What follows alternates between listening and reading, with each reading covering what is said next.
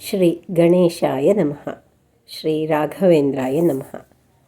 ಆಪದಾಮಪಹರ್ತಾರಂ ಸರ್ವಸೌಭಾಗ್ಯದಾಯಕಂ ಶ್ರೀನಿವಾಸಾಮಹಂ ವಂದೇ ನಿರ್ದೋಷಾಶೇಷಸದ್ಗುಣಂ ಅಭ್ರಮಂ ಭಂಗರಹಿತಂ ಅಜಡಂ ವಿಮಲಂ ಸದಾ ಆನಂದತೀರ್ಥಮತುಲಂ ಭಜೇ ತಾಪತ್ರಯೂಪಹಂ.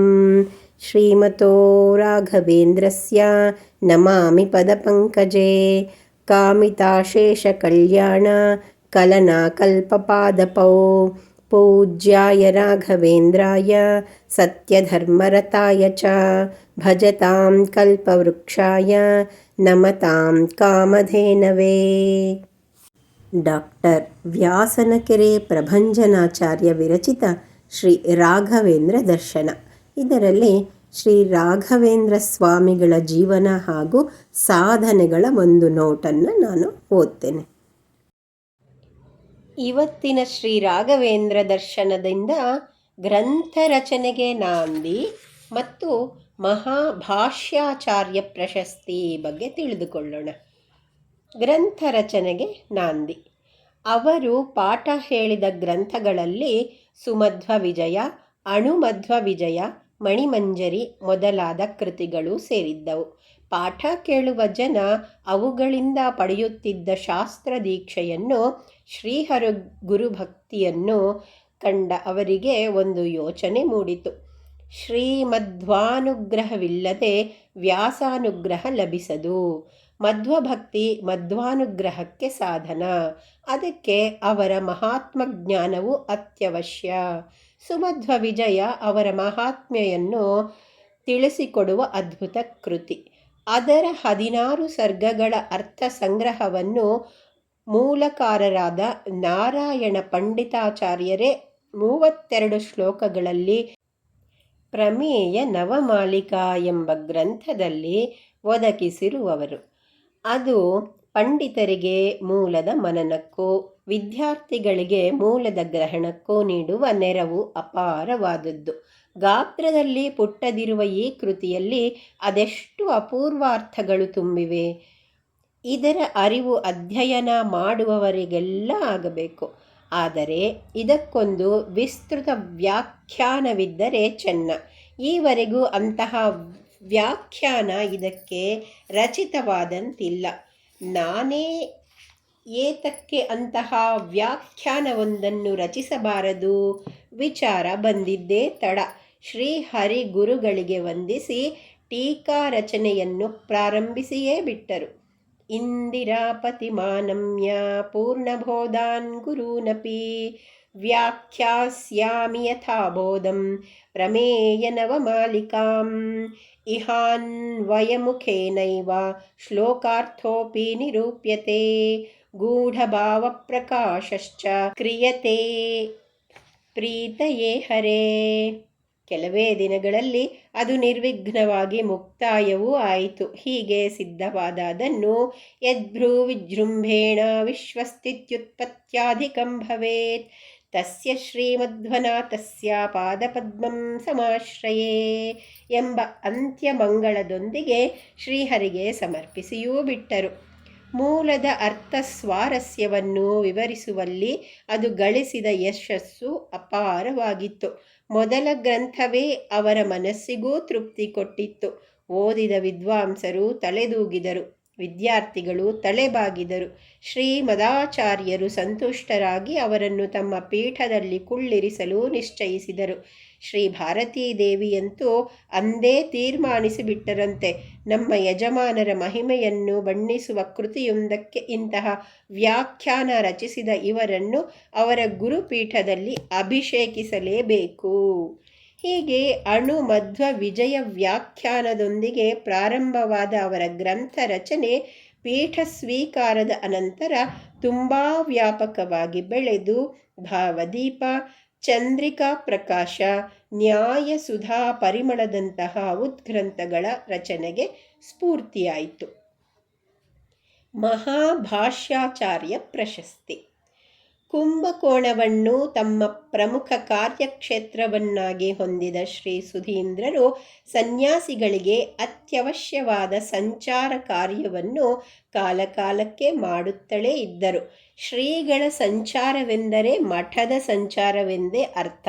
ಸಂಸ್ಥಾನದ ಸಕಲ ಪರಿವಾರದೊಂದಿಗೆ ಅವರೊಮ್ಮೆ ರಾಜಮನ್ನಾರುಗುಡಿಗೆ ದಿಗ್ವಿಜಯ ಮಾಡಿದರು.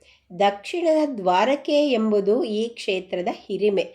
ಅಲ್ಲೊಬ್ಬ ಮಾಯಾವಾದಿ ಸನ್ಯಾಸಿ, ಅವನ ಸುತ್ತ ನೆರೆದಿದ್ದ ಅವನ ಶಿಷ್ಯ ಬೃಂದ. ಜೀವರೆಲ್ಲ ಬ್ರಹ್ಮನಿಂದ ಅಭಿನ್ನರೇ ಹೊರತು ಭಿನ್ನರಲ್ಲ. ಇದು ಅವನು ಅವರಿಗೆಲ್ಲ ನೀಡುತ್ತಿದ್ದ ಉಪದೇಶ. ವೆಂಕಟನಾಥರು ನೋಡಿದರು. ಇವನೇನು ಹೇಳುತ್ತಿದ್ದಾನೆ? ಅವರೇನೋ ಕೇಳುತ್ತಿದ್ದಾರೆ. ಆದರೆ ಇದು ಹೇಳಬಹುದಾದ ಮಾತೇ? ಅವರಿಗೆ ತಡೆಯಲಾಗಲಿಲ್ಲ. ಕೇಳಿಯೇ ಬಿಟ್ಟರು. ಹಾಗೆನ್ನಲು ಆಧಾರವೇನು? ಜಗತ್ತು ಮಿಥ್ಯೆಯಾಗಿರುವುದೇ ಕಾರಣ, ಅವನು ಉತ್ತರಿಸಿದ. ಕಿಂ ಚಾತಃ, ಇದರಿಂದ ನೀವು ಅದಕ್ಕೆ ಆಧಾರವನ್ನೇನು ಕೊಟ್ಟಂತಾಗಲಿಲ್ಲವಲ್ಲ. ಅಲ್ಲದೆ ವಿಶ್ವವು ಮಿಥ್ಯೆ ಎಂಬ ವಾದವೇ ಸರಿಯಲ್ಲ. ಅದು ಏನೇ ಇರಲಿ, ಅದಕ್ಕೂ ಬ್ರಹ್ಮನ ಜೀವಾಭೇದಕ್ಕೂ ಎಲ್ಲಿಯ ಸಂಬಂಧ? ಇದೆಂತಹ ಅಸಂಗತಿ?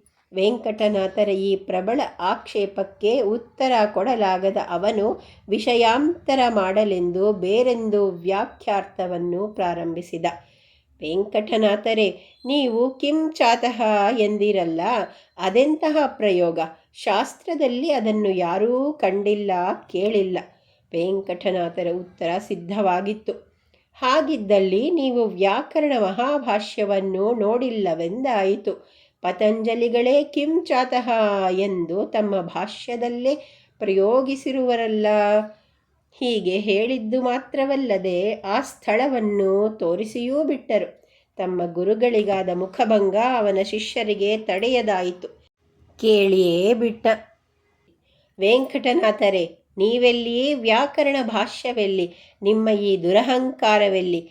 ಆ ಪ್ರಯೋಗದ ಹಿಂದಿನ ಪ್ರಕ್ರಿಯೆಯನ್ನು ಹೇಳಿ ನೋಡೋಣ ಎಂದು ಗುಡುಗಿದರು. ವೆಂಕಟನಾಥರು ಅದನ್ನೆಲ್ಲ ಶಾಂತ ಚಿತ್ತರಾಗಿಯೇ ವಿವರಿಸಿ ತೋರಿಸಿದರು. ಒಳ್ಳೆಯ ಮಾತನ್ನು ಆಡುವುದಕ್ಕಿರಲಿ, ಅಂತಹವುಗಳನ್ನು ಕೇಳಿ ಸಂತೋಷ ಪಡಲು ಸಹ ಉತ್ತಮ ಸಂಸ್ಕಾರವಿರಬೇಕು. ಅದೆಲ್ಲ ಇರದ ಶಿಷ್ಯರಿಗೆ ಅವರ ಮೇಲೆ ಗೌರವ ಬದಲು ಅಸೂಯೆ ಉಕ್ಕಿತ್ತು. ಮತ್ತೆ ಗುಡುಗಿದ. ಹಾಗಿದ್ದಲ್ಲಿ ಹೇಳಿರಿ ನೋಡೋಣ. ಸಾ ಧಾತುವಿಗೆ ಶತ್ರಂತದಲ್ಲಿ ಯದ್ಲುಗಂತದ ರೂಪವೇನು? ಅವನ ಮಾತು ಮುಗಿಯುವ ಮುನ್ನವೇ ವೆಂಕಟನಾಥ ಉತ್ತರಿಸಿದರು. ಪಾಪ್ಸತ್ ಎಂದು ಆ ರೂಪ. ಈಗ ನೀವು ಹೇಳಿ, ಅದೇ ಧಾತುವಿಗೆ ಯದಂತ ರೂಪ ಏನಾಗುತ್ತದೆ? ಇದನ್ನು ಆ ಶಿಷ್ಯ ನಿರೀಕ್ಷಿಸಿರಲಿಲ್ಲ. ಅದು ಅವನಿಗೆ ಗೊತ್ತೂ ಇರಲಿಲ್ಲ. ಅವನ ಗುರುವಿಗೂ ಅದು ತಿಳಿದಿರಲಿಲ್ಲ. ಇಬ್ಬರೂ ಸೇರಿ ಅರ್ಥಯಾಮ ಕಾಲ ಯೋಚಿಸಿದರೂ ಅದು ಅವರಿಗೆ ಹೊಳೆಯಲೂ ಇಲ್ಲ. ಅಂತೂ ಆ ಸಂಗತಿಯಿಂದ ಆ ಮೊದಲೇ ಪರಾಭವಗೊಂಡಿದ್ದ ಆ ಸನ್ಯಾಸಿ ಹೀಗೆ ಅನುಕ್ತಿಯಿಂದಲೂ ಸೋತು ಹೋದ. ಮಾಯಾವಾದಿ ಸನ್ಯಾಸಿ ಮತ್ತು ಅವರ ಶಿಷ್ಯರ ಕಣ್ಣುಗಳಲ್ಲಿ ದುಃಖಾಶ್ರುಗಳು ಉದುರುತ್ತಿದ್ದಂತೆ ಶ್ರೀ ಸುಧೀಂದ್ರರ ಕಣ್ಣುಗಳಲ್ಲಿ ಆನಂದಾಶ್ರುಗಳು ಉಕ್ಕಿದವು. ತಮ್ಮ ನೆಚ್ಚಿನ ಶಿಷ್ಯ ವೆಂಕಟನಾಥನ ಗೆಲುವು ಅವರಿಗೆ ಅನಿರೀಕ್ಷಿತವೇನೂ ಆಗಿರಲಿಲ್ಲ. ಆದರೆ ಅವರಿಗಿದ್ದ ಅಂತಹ ಅದ್ಭುತ ವ್ಯಾಕರಣ ಪಾಂಡಿತ್ಯ ಮಾತ್ರ ತುಂಬ ಅನಿರೀಕ್ಷಿತವಾಗಿತ್ತು. ಅವರು ಅಭಿಮಾನದಿಂದ ನುಡಿದರು. ವೆಂಕಟನಾಥ, ಇನ್ನು ಮೇಲೆ ನೀವು ಬರೀ ವೆಂಕಟನಾಥರಲ್ಲ, ಮಹಾಭಾಷ್ಯ ವೆಂಕಟನಾಥಾಚಾರ್ಯರು. ವ್ಯಾಕರಣ ಮಹಾಭಾಷ್ಯವನ್ನು ಹೀಗೆ ಕರತಲಾಮಲಕ ಮಾಡಿಕೊಂಡವರ ಬಹಳಷ್ಟು ಜನ ಸಿಕ್ಕುವುದಿಲ್ಲ. ವೆಂಕಟನಾಥರಿಗೆ ಆ ಪ್ರಶಸ್ತಿಗಿಂತ ಅದರ ಹಿಂದಿನ ಗುರುಗಳ ಅನುಗ್ರಹ ತುಂಬ ಪ್ರಿಯವಾಯಿತು. ಮಹಾವ್ಯಾಕರಣಾಂಬೋಧಿಮಂಥಮಾನಸಮಂದರರಾದ ಶ್ರೀಮದಾಚಾರ್ಯರ ಅನುಗ್ರಹವು ತಮ್ಮ ಮೇಲೆ ಹೀಗೆಯೇ ಮುಂದುವರಿಯುತ್ತಿರಲಿ ಎಂಬ ಆಕಾಂಕ್ಷೆ ಮಾತ್ರ ಇನ್ನೂ ಬಲವಾಯಿತು. ಶ್ರೀ ಸುಧೀಂದ್ರರಿಗೆ ಶಿಷ್ಯನ ಗೆಲುವಿನಷ್ಟೇ ಅದರ ಹಿಂದಿದ್ದ ಅಪೂರ್ವ ವಾದ ಕೌಶಲ, ಅದಕ್ಕೆ ಕಾರಣವಾಗಿದ್ದ ಅಪಾರ ವಿದ್ವತ್ತು, ಅದರ ಹಿಂದಿನ ತುಂಬು ಶ್ರದ್ಧೆ, ಎಲ್ಲಕ್ಕಿಂತ ಮಿಗಿಲಾಗಿ ಶ್ರೀಹರಿವಾಯು ಗುರುಗಳ ಅನುಗ್ರಹಗಳು ತುಂಬ ಸಂತೋಷ ಕೊಟ್ಟವು. ಸ್ಫುಟವಾದ ವಿಚಾರ, ದೃಢವಾದ ನಿರೂಪಣೆ, ಸ್ಪಷ್ಟವಾದ ಮಂಡನ ಶೈಲಿ, ಪ್ರಶಾಂತ ಮನೋಭಾವ ಇವು ಅವರಿಗೆ ತುಂಬ ಪ್ರಿಯವಾದವು. ಇವೆಲ್ಲ ಪೀಠಾಧೀಶರಲ್ಲಿ ವಿಶೇಷವಾಗಿ ಕಾಣಬೇಕಾದ ಗುಣಗಳು ಎಂಬ ಭಾವವೊಂದು ಆಗೊಮ್ಮೆ ಅವರ ಮನಸ್ಸಿನಲ್ಲಿ ಮಿಂಚಿ ಹೋಯಿತು. ಮುಂದಿನ ಭಾಗದಲ್ಲಿ ಶ್ರೀ ರಾಘವೇಂದ್ರ ದರ್ಶನದಿಂದ ತಂಜಾವೂರಿನಲ್ಲಿ ವಾದಿ ನಿಗ್ರಹ ಬಗ್ಗೆ ತಿಳಿದುಕೊಳ್ಳೋಣ ಮತ್ತು ತಪ್ತ ಮುದ್ರಾಧಾರಣ ಸಮರ್ಥನೆ ಬಗ್ಗೆನೂ ತಿಳಿದುಕೊಳ್ಳೋಣ. ಓಂ ಶ್ರೀ ಮೂಲ ರಾಮ ಅರ್ಚಕ ಶ್ರೀ ರಾಘವೇಂದ್ರ ಯತೀಂದ್ರಾಯ ನಮಃ.